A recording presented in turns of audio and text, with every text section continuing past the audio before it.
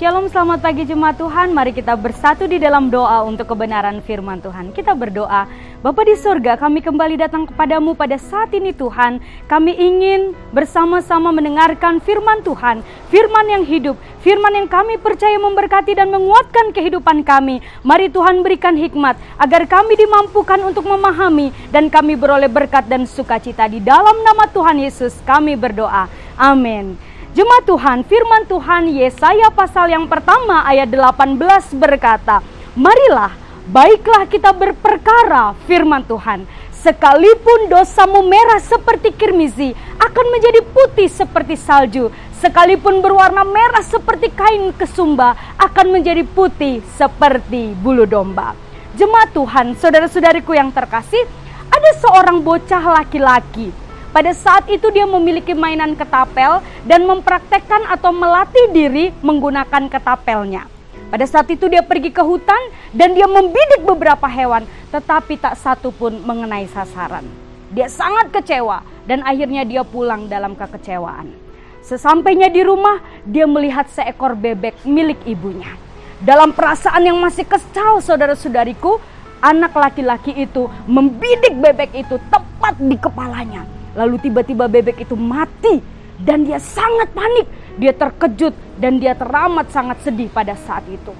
Untuk menutupi kesalahannya, akhirnya si anak laki-laki ini menyembunyikan bebek yang mati itu di tumpukan kayu-kayu. Dan ketika dia berbalik badan, dia sangat terkejut. Ternyata kakak perempuannya sejak tadi berdiri di sana dan memperhatikan apa yang dilakukan oleh adik laki-lakinya ini. Tetapi kakaknya perempuan tidak berkata apa-apa. Ketika tiba makan malam dan pada saat itu selesai makan malam, sang ibu berkata kepada kakaknya, "Kak, jangan lupa ya, saat ini kau jadwal cuci piring." Lalu kakaknya berkata, "Bu, adek bilang sama aku, katanya adik yang mau cuci piring." Lalu kakaknya ini membisikkan sesuatu kepada adiknya, "Ingat bebek." Lalu keesokan harinya, waktu itu adalah hari libur, sang ayah berkata kepada anak-anaknya, "Nak, besok siapa yang mau ikut ayah memancing?" Lalu mereka berkata, "Aku mau ikut ayah." Dan ibunya berkata, "Jangan, kakak tinggal saja di rumah, adik saja yang pergi sama ayah, karena kakak harus membantu membereskan rumah dengan ibu."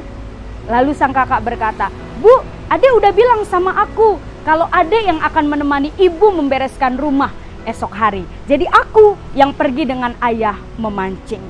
Lalu dengan kesalnya, anak ini kembali melakukan kegiatan-kegiatan yang harusnya menjadi tugas kakaknya. Keesokan harinya dan terus-menerus pada hari-hari berikutnya, semua pekerjaan sang kakak dihandle oleh sang adik. Ketika adiknya akan protes, sang kakak berkata, "Ingat bebek." Saudara-saudariku yang terkasih, karena kesal, akhirnya sang adik tidak tahan.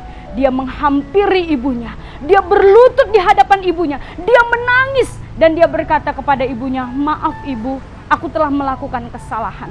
Aku telah membunuh bebek milik ibu, tetapi aku tidak jujur pada saat itu." Lalu apa kata ibunya, saudara-saudariku? Ibunya berkata, "Nak, ibu sudah tahu.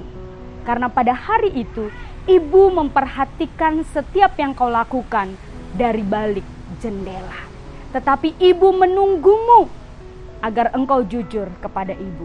Tapi bagaimanapun, ibu pasti memaafkanmu karena ibu sangat mencintaimu." Saudara-saudariku yang terkasih, andaikan saja si anak laki-laki itu langsung datang mengaku segala kesalahannya kepada ibunya, pasti dia tidak akan dimanfaatkan oleh kakaknya, saudara-saudariku.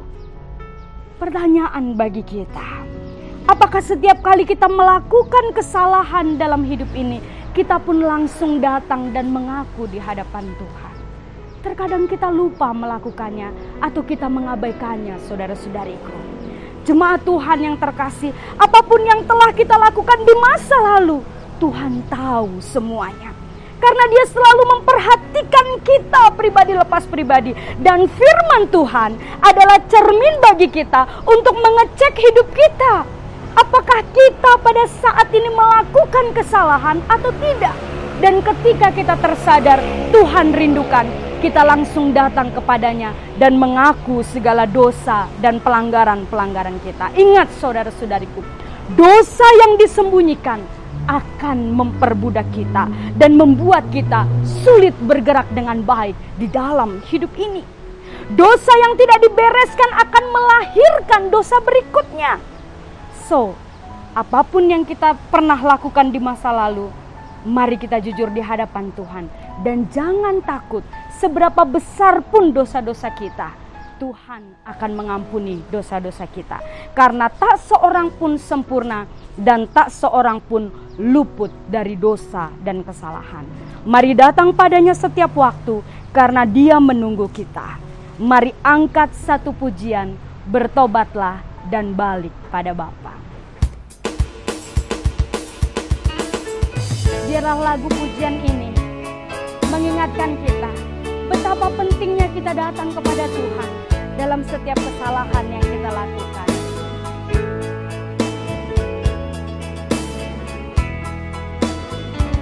Bertobatlah dan balik pada Bapa. Dia tunggu dengan kesetiaannya. Tuhan siap mengampuni dosamu. Oh, baliklah pada Bapa.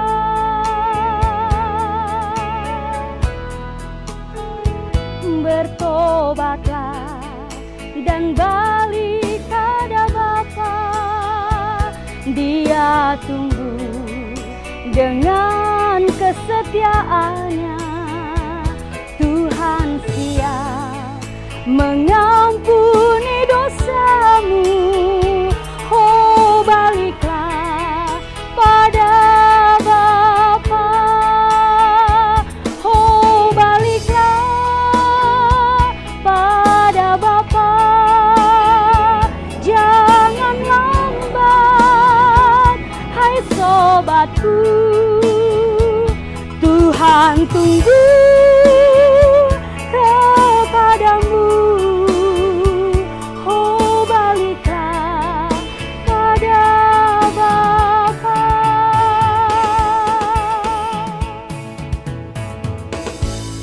Bapa di sorga, kami sangat bersyukur Tuhan. Kami punya tempat untuk membersihkan diri kami, untuk mengubah dosa kami yang merah seperti kirmizi Tuhan, menjadi putih seperti salju. Bahkan dengan darah-Mu yang tercurah di Kalvari, Engkau mampu mengubah dosa kami yang merah seperti kain kesumba, menjadi putih seperti bulu domba. Sungguh Tuhan, di dalam Engkau ada pemurnian hidup. Karena itu kami mau terus ada bersama-sama dengan Engkau. Dan kami ingin mencari wajah-Mu setiap hari, agar hidup kami Tuhan semakin hari semakin diperbaharui. Kuatkan dan teguhkan kami lewat firman dan doa yang kami panjatkan setiap hari. Di dalam nama Tuhan Yesus kami panjatkan doa kami.